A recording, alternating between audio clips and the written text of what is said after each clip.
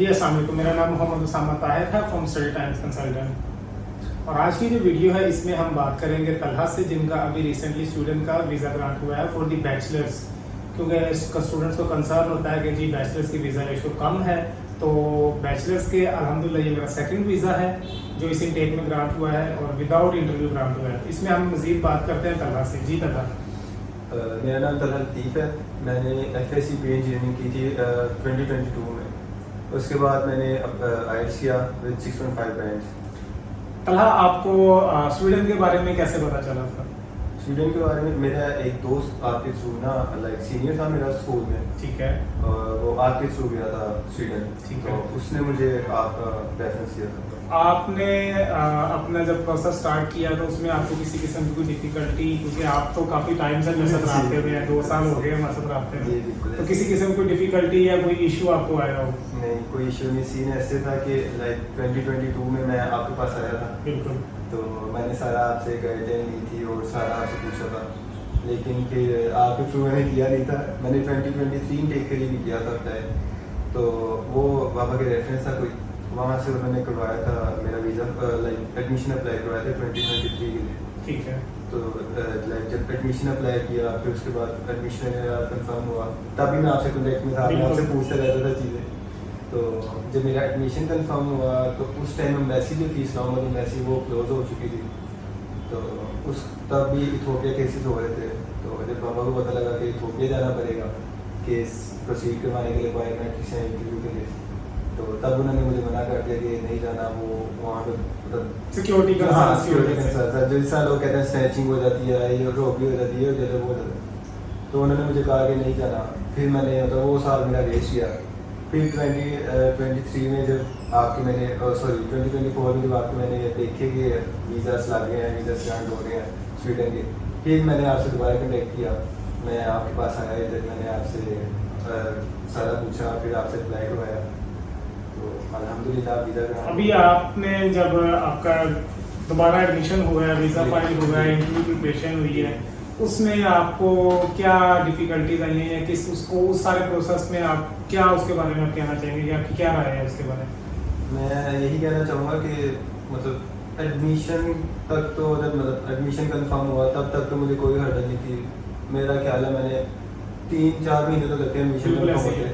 मैंने मतलब हमारी तब इतनी बातचीत भी नहीं थी, ना मैंने पूछा ना, क्योंकि मुझे पता था कि इस डेट को एडमिशन कंफर्म होगा और जिस दिन होगा मुझे बता देंगे, और वही हुआ। जिस दिन एडमिशन कंफर्म हुआ तो उसी दिन आपने मुझे बताया कि यार ये आपका एडमिशन आ गया, तो आप काइंडली फ़ी जल्दी से जल्दी पे करवाएं ताकि हम आगे के केस प्रोसीड करें, वीज़ा फाइल करें, क्योंकि इथोपिया भी जाना पड़ेगा। और इथोपिया के लिए भी मेरे बाबा को आपने ही वो लाइक उनके जो कंसर्न थे अबाउट इथोपिया, वो आपने दूर किया। आपने उनको बताया कि नहीं ऐसा कोई सीन नहीं है जैसे लोगों ने फैलाया हुआ कि बिल्कुल अच्छा मुल्क नहीं है, गरीब मुल्क है, ऐसे वैसे।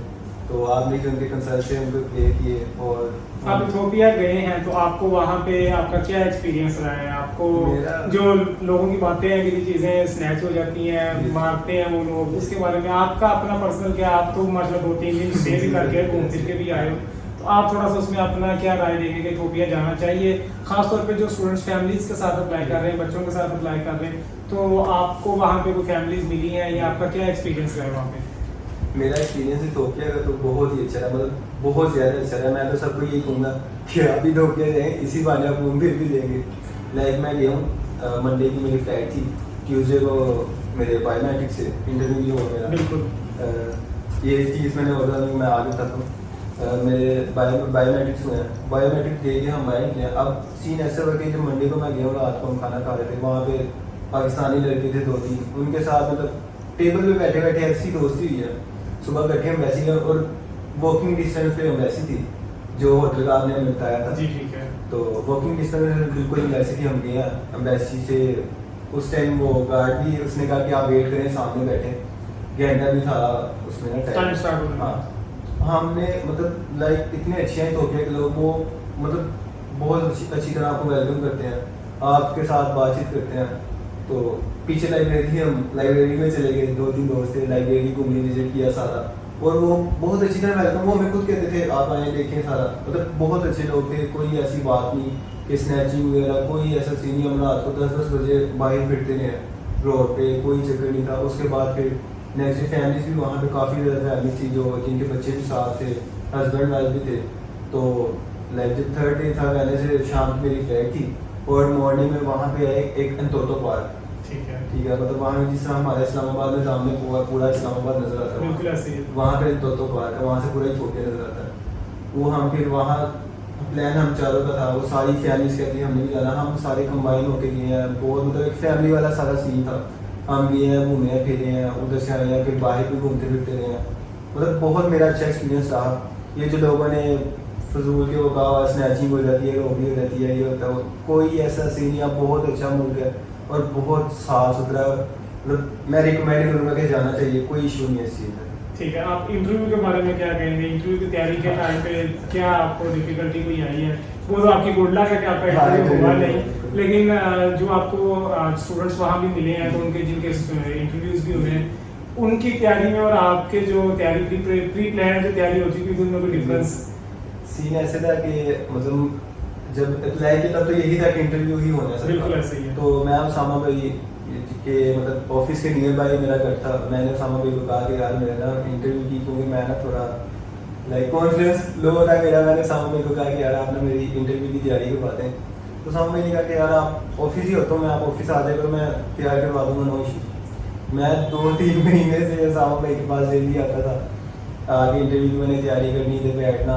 और मतलब जब मैं आया था, मैं इनके पास एज अ क्लाइंट आया था और अब हम मतलब लाइक फ्रेंड्स हैं, क्योंकि 2-3 महीने मैं इनके पास रहा हूँ। इन्होंने मुझे छोटे भाई की तरह डील किया और सारा मतलब इन्होंने मुझे गाइड किया। इंटरव्यू की इन्होंने मुझे तैयारी करवाई, डेली मुझे तैयारी करवाते थे।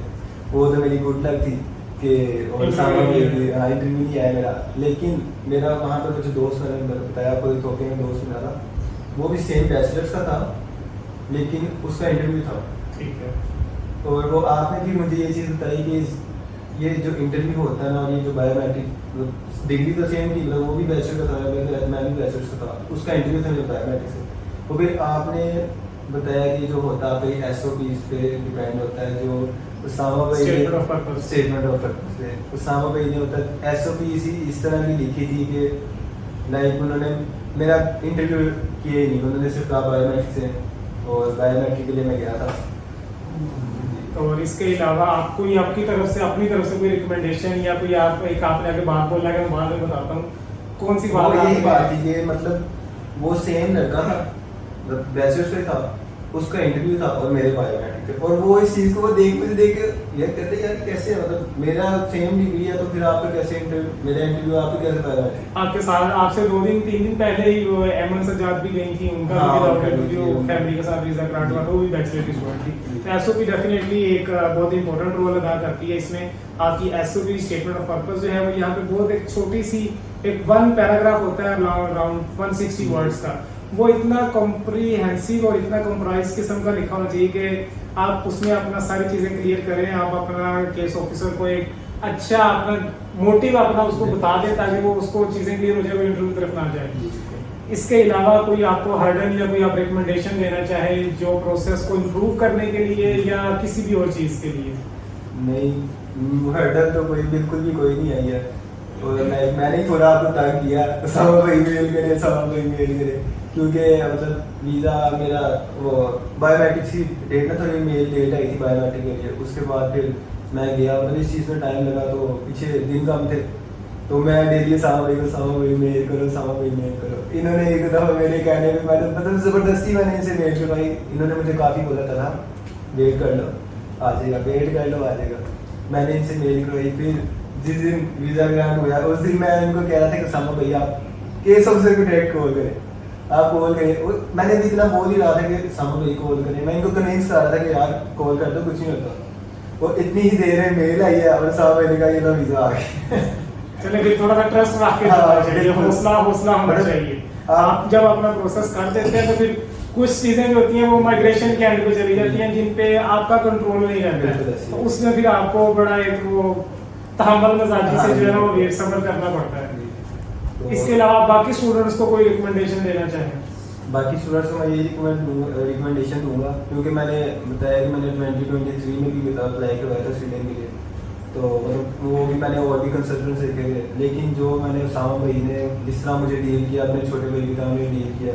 मैं रात को 2 बजे भी उसामा भाई को मैसेज करता था ना, यार उसामा भाई कोई मेल आई है, कोई रिस्पॉन्स है, उसामा भाई मुझे रात को 2 बजे भी रिप्लाई देते थे। मैं कॉल करता था, मेरी कॉल भी उठाते थे। तो मैं यही रिकमेंड करूँगा कि मेरे हिसाब से लाहौर में, पूरे लाहौर में स्वीडन के लिए उसामा भाई से बेस्ट कंसल्टेंट कोई नहीं है। Thank you so much. क्योंकि मैंने बहुत कंसल्टेंट फिरे थे, बहुत मैंने देखा था, लेकिन जो जिस तरह उसामा भाई ने करते हैं स्वीडन का, मेरा नहीं ख्याल कोई और ऐसा कर सकता है। मैं सबको ये रिकमेंड करूँगा कि अगर आप अपना केस स्वीडन के लिए स्पेशली, यूके भी करते हैं, वो भी सारा बहुत अच्छा है, यूके आइलैंड सारा करते हैं, बहुत अच्छा करते हैं, लेकिन स्पेशली स्वीडन के लिए अगर आप करना चाहते हैं तो मैं तो यही रिकमेंड करूँगा, 100% रिकमेंड करूँगा कि उसामा भाई से आप आएँ। करवाना ना करवाना वो बात की बात है, लेकिन एक दफ़ा लाजमी इनके पास आएँ, तो अगर फॉर योर बेटर फ्यूचर इसमें आपकी बेहतरी है। जी थैंक यू सो मच। किसी भी स्टूडेंट को कोई क्यूरी हो, कोई कंसर्न हो, किसी किस्म को क्वेश्चन हो, अपने डॉक्यूमेंट्स की असेसमेंट करवानी हो, तो आप हमें ऑफिस भी विजिट कर सकते हैं। DH फेज 3 वाई ब्लॉक में ऑफिस है और कॉन्टैक्ट नंबर्स भी मेंशन है। आप हमें over the WhatsApp, over the phone call भी अप्रोच कर सकते हैं। इंशाल्लाह जितना पॉसिबल होगा आपके साथ कोऑर्डिनेट करेंगे। Thank you.